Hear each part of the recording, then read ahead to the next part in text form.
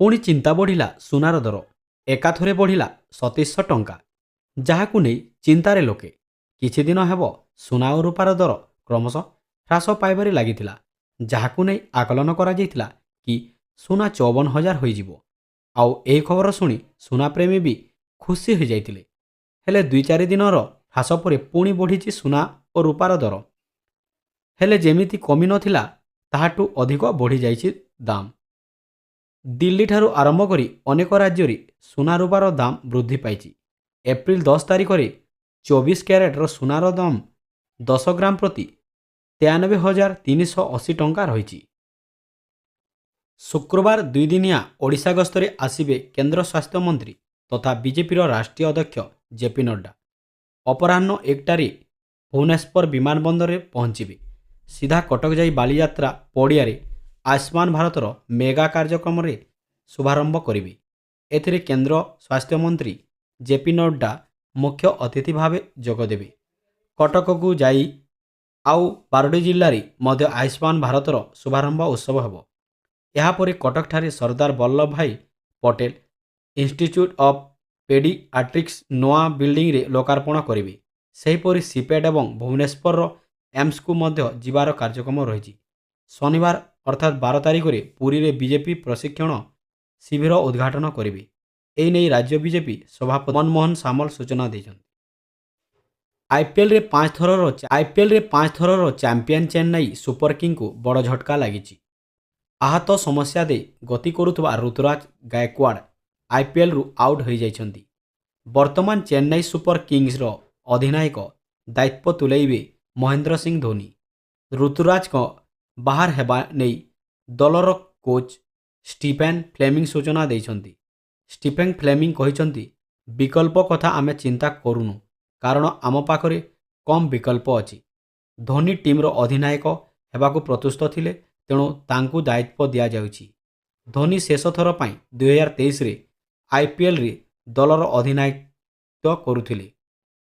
ତେବେ ପରେ 2024ରେ ଅଧିନାୟକ ଦାୟିତ୍ୱ ସମ୍ଭାଳିଥିଲେ ଋତୁରାଜ ଗାଏକୱାଡ଼। ସମସ୍ତଙ୍କ ପାଇଁ ଖୁସିର ଖବର। ଆର୍ଟିଫିସିଆଲ ଇଣ୍ଟେଲିଜେନ୍ସ ଏଆଇ ବର୍ତ୍ତମାନ ନୂଆ ଶିଳ୍ପ ବିପ୍ଳବ ହୋଇଛି।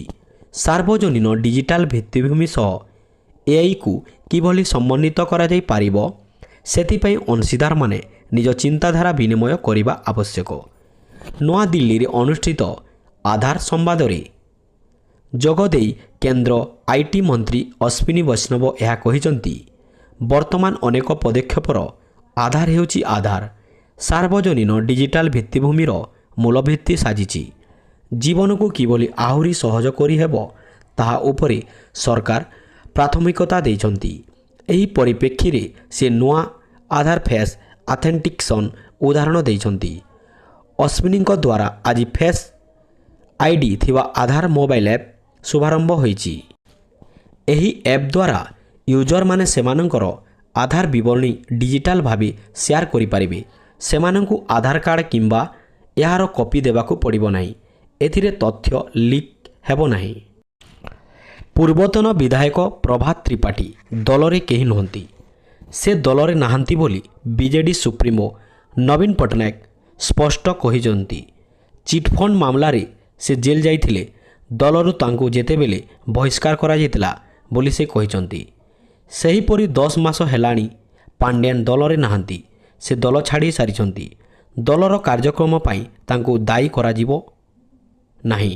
ସେ ରାଜ୍ୟ ଓ ଦଳ ପାଇଁ ଭଲ କାମ କରିଛନ୍ତି।